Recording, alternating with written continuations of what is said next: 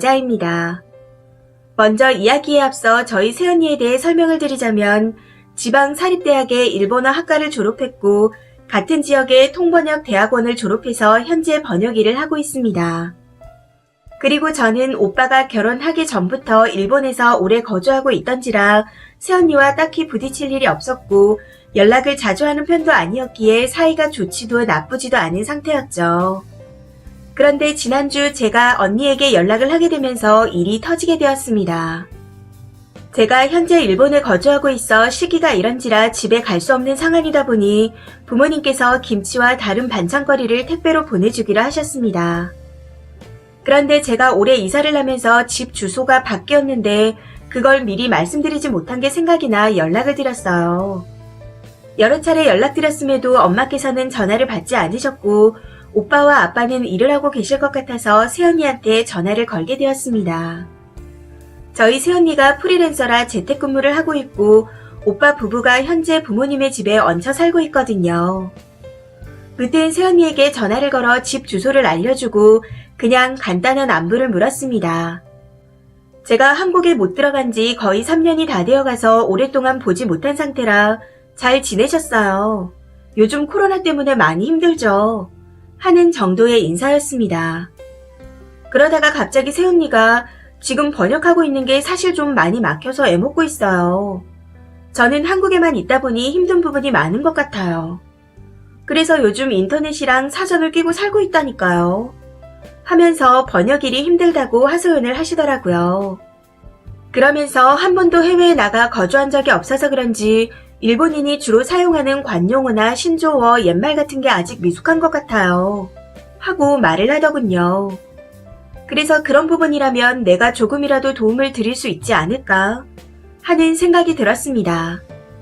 그래서 제가 그럼 괜찮으시면 제가 시간 될 때 한번 봐드릴까요? 라고 했습니다. 아무래도 제가 일본에 오래 살았다 보니 작은 거라도 뭔가 도움을 드릴 수 있을 것 같았거든요. 그랬더니 갑자기 기분이 상한 건지 아가씨, 생각해 주시는 건 감사한데 제 일이니 제가 알아서 잘 해결해 볼게요. 하면서 화를 내는 겁니다. 그래서 제가 물론 언니가 저보다 문서적인 일본어는 잘 아실 테지만 외국인 입장에선 알기 어려운 단어 같은 것도 있잖아요. 그런 부분은 제가 그나마 뉘앙스라도 파악할 수 있을 것 같아서 한 말이었어요. 언니도 번역가로서 프라이드가 있으실 텐데 제가 주제 넘었던 것 같네요. 정말 죄송해요. 하고 사과를 했습니다. 그랬더니 그제서야 새언니도 괜찮아요. 주소는 어머님한테 전해줄게요. 하고 말하더군요. 그렇게 어중간한 상태에서 전화를 끊게 되었는데 뭔가 찜찜한 게 느껴져서 오빠에게도 연락해서 사정을 얘기했습니다. 혹시 기분 나쁘셨으면 풀어달라. 부탁한다. 무시하려는 의도는 없었고 정말 도움을 드리고 싶어 그랬던 건데 내가 주제 넘었던 것 같다. 정말 미안하다.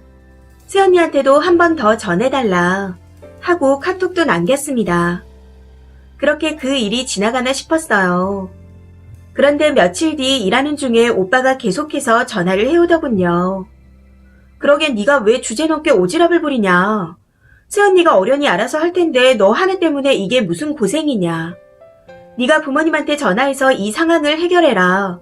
하며 욕까지 해가면서 화를 내는 겁니다.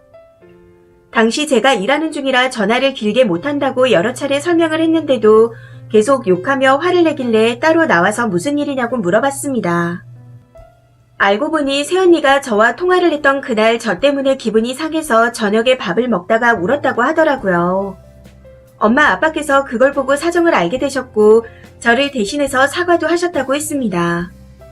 그런데 새언니가 도저히 기분이 안 풀린 모양인지 감정이 업돼서 저에 대해 불평을 조금 말했다고 하더군요. 그런데 그걸 들으신 아버지께서 너보다 내 딸이 일본어는 100배, 1000배 훨씬 잘 알 거다. 아무리 네가 번역사로 일하고 있긴 한다지만 걔가 일본에만 거의 10년 가까이 살았는데 봐달라고 부탁해서 해준다고 해도 감지덕지 아니냐 하며 화를 내셨고 엄마께서는 오빠 부부에게 집 나가서 분가해라. 너희가 들어오고 싶다 사정을 하기에 들어오라고 한 거였는데 이건 아닌 것 같다. 니네 둘 다 평생 안 봐도 괜찮다. 하시며 집에서 나가라고 화를 내셨답니다. 그러면서 저 때문에 오빠가 부모님과 연 끊게 생겼다며 화를 내고 뭐라고 하더라고요. 사실 오빠 말을 들으면서 우리 엄마 아빠가 그럴 사람이 아닌데 하는 생각을 했습니다. 무튼 그렇게 오빠와 통화를 마치고 퇴근 후 부모님께 전화를 걸어 자초지정을 설명드렸어요. 그런데 알고 보니 새언니가 했더는 불평이 그냥 불평이 아니더라고요. 제가 19살에 집을 나와 타국에서 혼자 생활을 했었는데 유학을 오래 했으니 제 행실이 바람직하지 못할 것이고 그 때문에 생각이며 말투며 모든 것이 오망반자하고 건방지다. 사람을 깔보는 듯하다. 하고 말한 거였습니다. 이걸 제가 개인적으로 요약을 하자면 제 일본어 실력에 비해 너무 자만하고 있는 듯하고 그 때문에 본인이 기분 나쁘고 수치스러웠다. 그래서 정중하게 사과를 듣고 싶다. 뭐 그런 뉘앙스인 것 같았습니다. 무튼 여기서 오빠가 새언니에게 한마디라도 했었다면 부모님께서 그렇게 화나지 않으셨을 텐데 오빠는 새언니가 그런 말을 하고 있는 와중에도 언니를 달래기 바빴다고 했습니다. 솔직히 어느 부모가 본인 딸이 방탕하고 오만방자하고 개념이 부족하다는 말을 면전에서 듣고도 웃으면서 넘길 수 있을까요? 거기다 아들이라는 놈까지 딸을 욕보인 며느리 편을 들고 있으니 더 기가 차셨겠죠. 그래서 그런지 부모님께서는 며칠이 지난 상태임에도 불구하고 저와 통화하는 중에도 화가 많이 나신 듯 했습니다. 무튼 결과적으로 부모님께서는 새언니와 오빠의 말도 안 되는 언행에 화가 나셨던 거였는데 오빠는 그걸 저에게 사소한 불평이라고 말을 했던 거였습니다.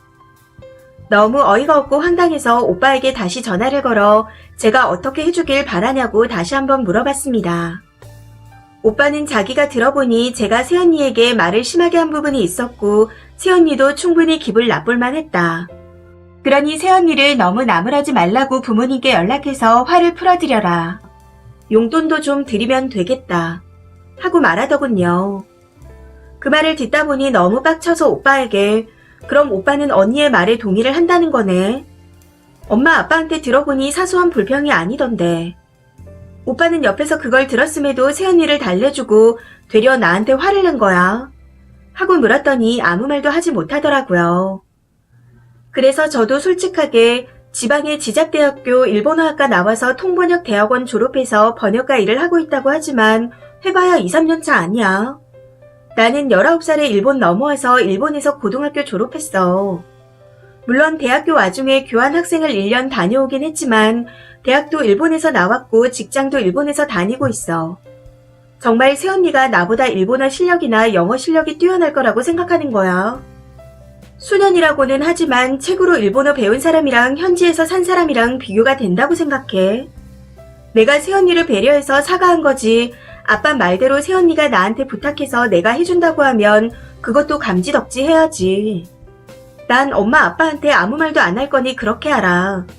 오히려 새언니한테 사과를 받아야겠어.